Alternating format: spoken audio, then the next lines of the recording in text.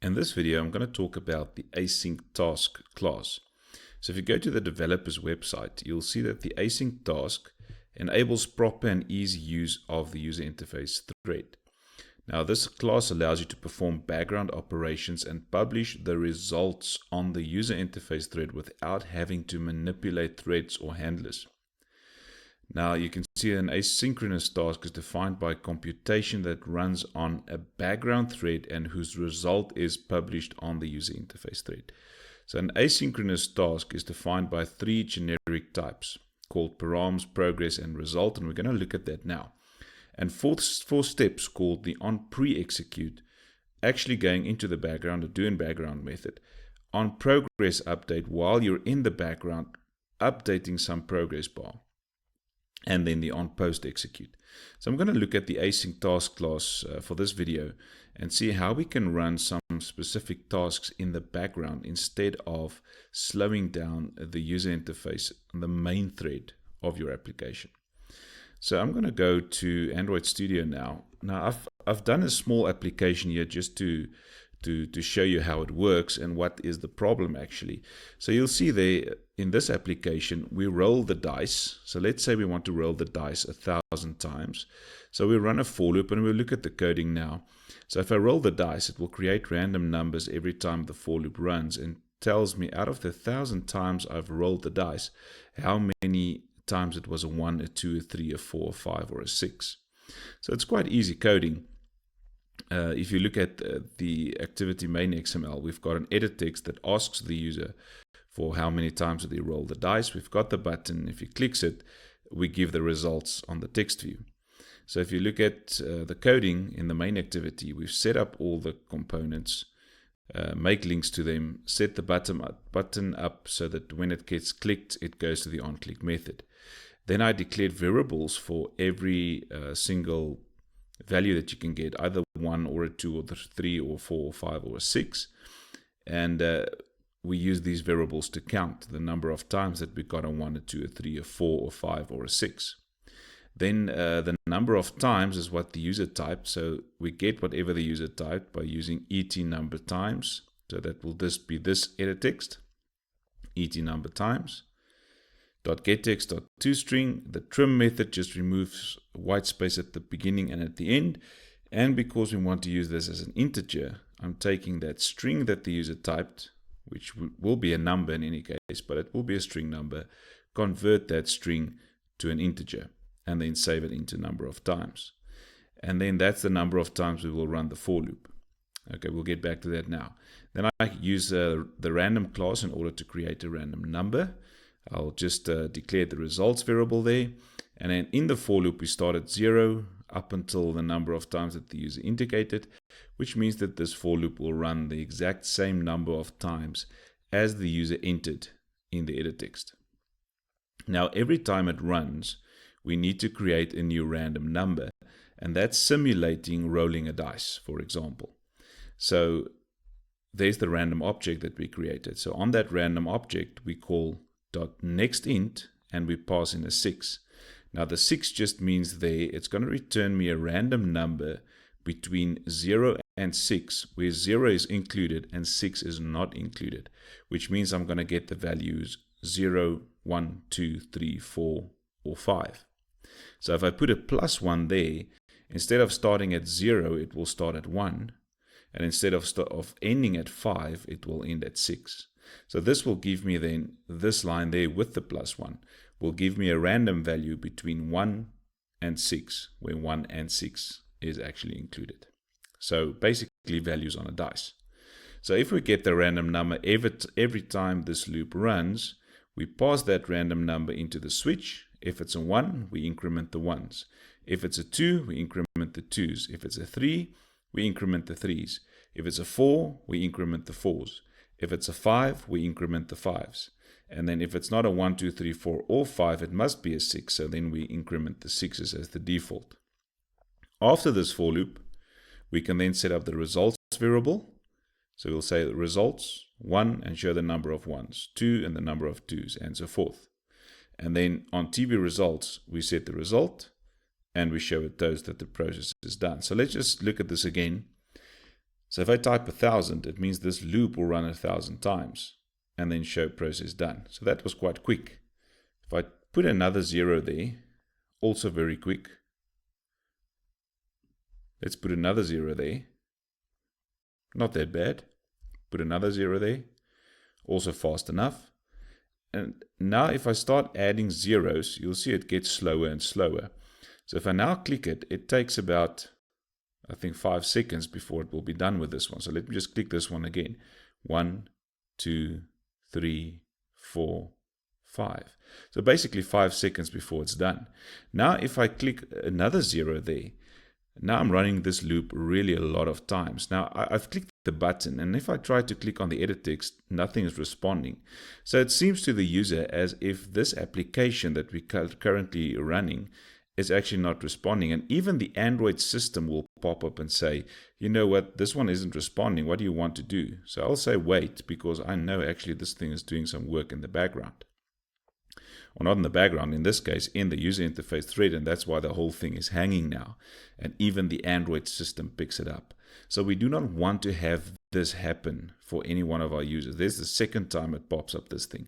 So I'm going to say wait again, because this, at the end, this one will actually give me process done like it did now. So now we're back at the user interface and I can start using it again. But we don't want that for the user. So that's why we need the AsyncTask class. So the AsyncTask class will help us to run this whole process of the for loop in the background thread, which means it's not going to be in the same thread as the user interface, but on the user interface we'll show a very nice looking progress bar to the user to see how far are we with the whole process. Okay, so let's get into this quickly.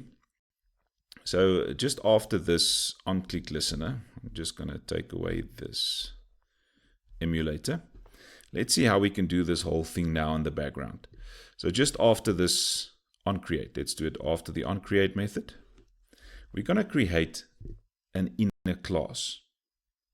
And this class you can call whatever you want. So I'm going to say public class, and I'm going to call this class process dice in background. So remember, you can call this thing anything you want. So I'm going to say extends then, because we need to extend this to make it a specific class we want to use. And the class we want to use is the AsyncTask class. And you can see there's the three that we also saw on the website that says params, progress, and result. So the first argument there, params, will be what you're passing into this AsyncTask class. And we'll look at that later on. And that will also be the value that goes into the do in background method. And then the progress is the one of how you're going to keep track of the progress by what type of variable you're going to use. And normally we use an integer there. And then the result is what you will return after this class is done. Now in this case we want to return this results of ours, so we'll keep it as a string. So let's just see this again. It's AsyncTask, that's the one I want to use. So for the first one, I'm going to indicate the type should be an integer. So that's the value we're going to pass in. Then the second one there will also be an integer, and that's how I'm going to keep my my progress bar up and running with integers. And then the last one there will be a string. And that's the value we will be returning. So we will look at those three now again. So then there's a few methods that we must have, and you can see it wants that do in background method. So let's go to code and override methods. So another way of doing that is just right clicking and say generate override methods. And then you get to the same menu. So there's the async task, the on pre-execute. You remember from the website we had an on pre-execute, on post-execute, on progress update, and the do in background. So we want all of those. So the first method that usually runs, or that actually runs inside of the async task, is the on pre-execute method. So let's just add that one first. And then the second method that runs after the on pre-execute, let's just go to override methods again, will be the do in background method. So it will be on pre-execute, then do in background, And then while we're in the background, we will have another method there called onProgressUpdate to update the progress bar. And then we'll have the last method that will run there, which will be the onPostExecute method. So basically, when this class starts running, it goes into onPreExecute, then it goes to doInBackground. And while you're in doInBackground, you use the onProgressUpdate method to update your progress bar, and then we go into onPostExecute when we're done. So an important part to know here is that the onPreExecute and the onPostExecute methods actually runs in the normal user interface thread, which means it's not in the background. Whereas the method doInBackground is in the background, and you cannot update the graphical user interface or the interface where your application is actually running, the one that the user sees. You cannot update it from here, but you can actually use this method to update the progress bar that's already running. And that's the only way to update. So let's just look at this again. This integer that we had there will then be the integer that will be passed to the doInBackground method. So whatever the value is that you want to pass in, that's the type. The type that you're going to pass in will be an integer. And then the second one there, this integer type, is whatever you're going to use for this onProgressUpdate. So this one is also an integer. And then the last one there, the string there, indicates what you're returning in the doInBackground method. And the nice thing about the doInBackground method, when it returns the string, in this case the null there, it will return the string to the onPostExecute method, and there the string will be. So whatever you return in the doInBackground method will fall into the onPostExecute, and you can start doing something with it right there. Okay, so now what we want to do in this class, when it starts, we want to start showing a progress dialog. So I'm going to say progress dialog and just call it dialog. Now in the onPreExecute, that's where we want to start showing it. So normally we start showing the progress dialog in the onPreExecute, pre just before going into the background, post after you've been in the background. So before we go into the background, we'll start showing the progress dialog. When we're done in the background, we'll stop showing it in the onPostExecute. So let's set up the dialog there. So it's going to be progress dialog equals new progress dialog. And then what it accepts is the context. So we're just going to say main activity.this, which means we want to show this progress dialog over the main activity. Then on this object, let's call the set progress style. And the style that we want to use here is the style horizontal. So we're going to have this progress bar as the horizontal progress bar. Then also we're going to use the method setMax to set the maximum number for this progress bar, and we'll see when it starts running what is this maximum value. But the maximum value, we want to basically have whatever the user typed as the number of times that we should run this loop. That should be our value that we have there for the maximum value. So I'm just going to copy this quickly. I'm going to take that whole part there.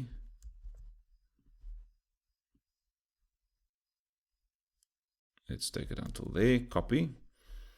Go there and set that as the max. So whatever the user typed there in the edit text, convert it to an integer. That will be the maximum value of my progress dialog. And then if you're done setting it up, you can just call dialog.show, which will start showing the dialog. And then when you're done in the onPostExecute, just remember to go and say dialog.dismiss so that it actually stops showing when you're done in the background. So that's very important. So if you ever get your progress dialog that doesn't go away, then it's probably because you haven't dismissed it in the onPostExecute. So remember, the onPreExecute and the onPostExecute is part of the main user interface thread. Doesn't run in the background, so that's where you'll show your dialog and where you'll dismiss it, and then set the text or whatever you want to do. Okay, so now the next part is to actually use the doInBackground method. So if I go to the top now, so I want this whole part there. Let's take everything there up until there. Copy that, and that's the part that I want to do inside of the doInBackground method. So in the do in background method, I'm going to start with declaring all the 1s, 2s, 3s, and so forth. We need to remove this one line there. We'll get back to that one. And then we'll change the number of times now as well. So we're going to keep all those declarations. We keep the random number. We keep the for loop that runs and actually creates the random number the whole time. And then there's the result. And then we will just return that results. Okay. So basically the same as what we did now. It's just different values that we need to return or send into. So what we want to get now here in this part is the number of times that this loop should run. Okay, so let me just show you how do you pass something into the do in background method. So now let's go to this one quickly. I'm going to delete this line.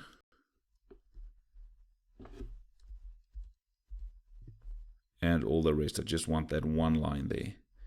So let's just delete all the rest.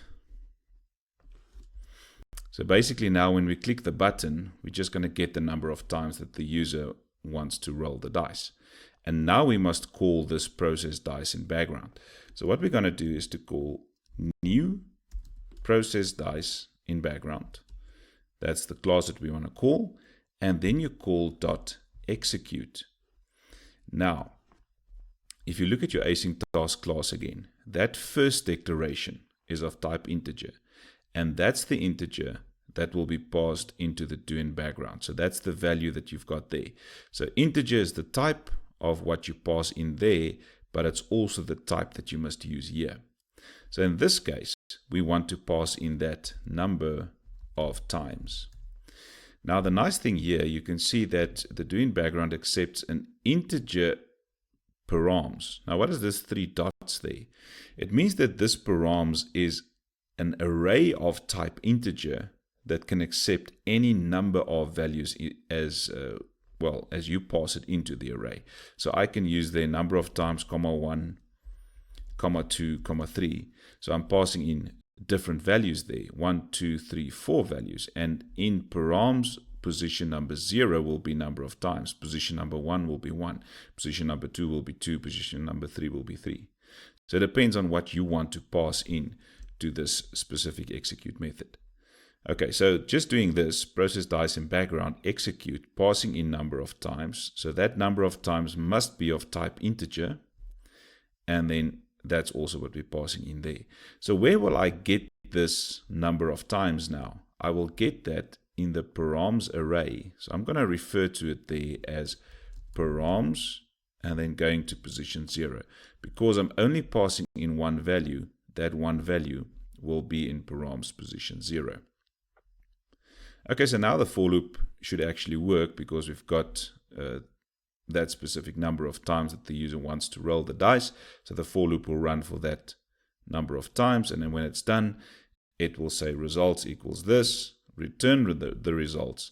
And where does the result then return to? It will return to the onPostExecute method, and it will be saved into S. Okay, so let's just set up that one quickly. So on TV results then, we want to set the text, and that text should be the S that was passed through. So remember, this is in the main user interface thread again. So that S will be the results that we returned there in the do in background method. So the do in background returns back to the onPostExecute, and that's the result we want to set to the text view. Okay, so now the last thing that I want to quickly show you is how to use the progress bar now and how to update it.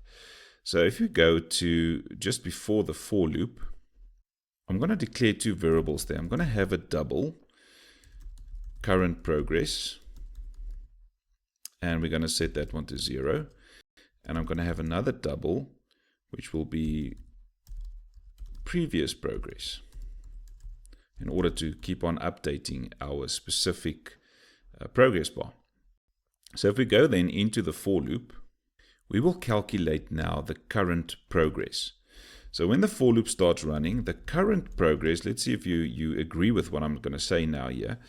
The current progress will be, remember that param 0 is the number of times we want to roll the dice. So if it's the very first time that runs, it's going to be actually the 0 out of the number of times we're going to run this. So the current progress will be basically the I there divided by params 0.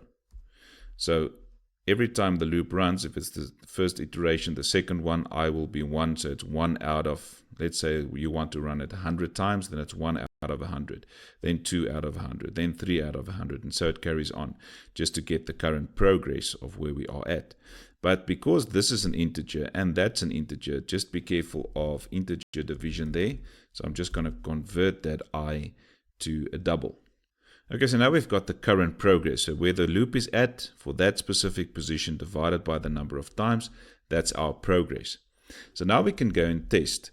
And this is just to make your progress bar not make your application actually slower than it's supposed to be.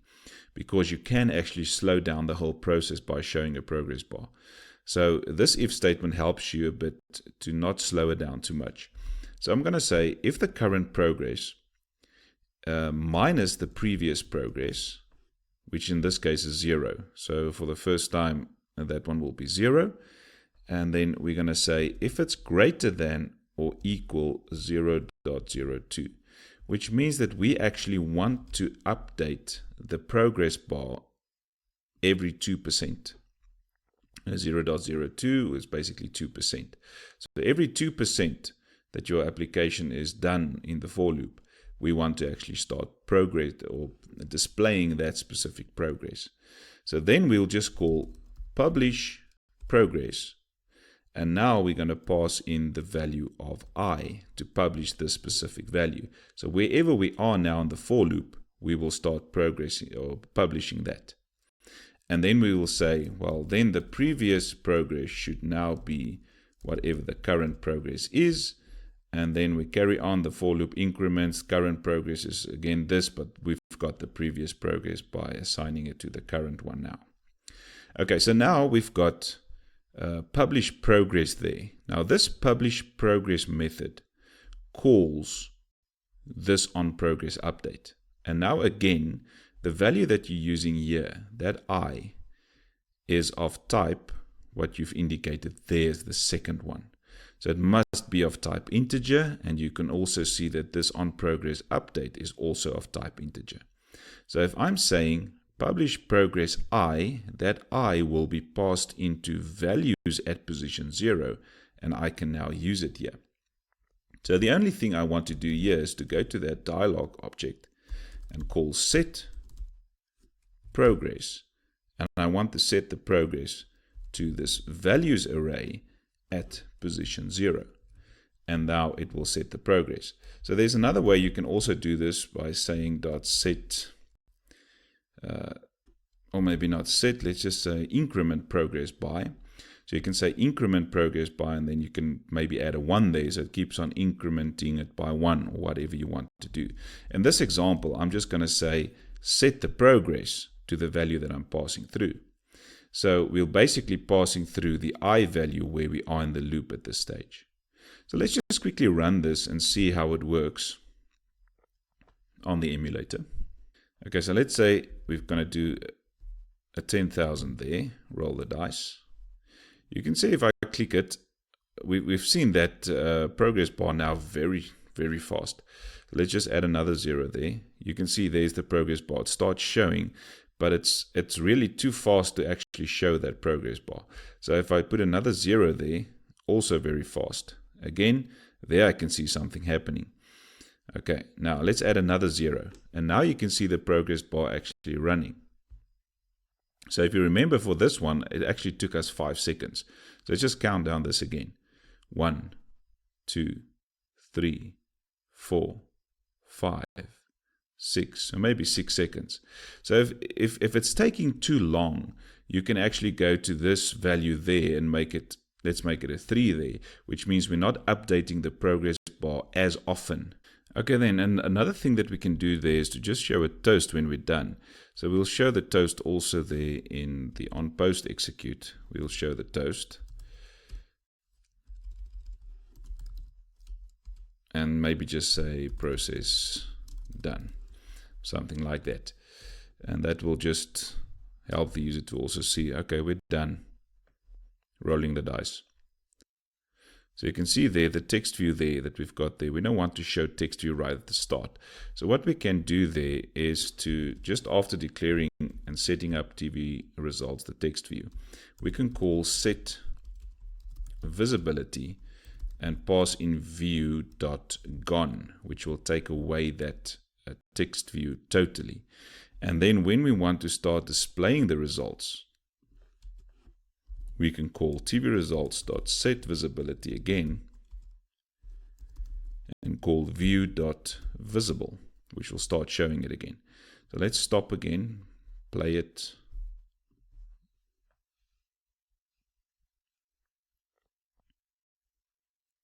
Okay, now you can see the text view is gone. So if I start typing 10,000, roll the dice, then it starts showing the text view again. So thank you for watching the video. I hope you've learned something from this video.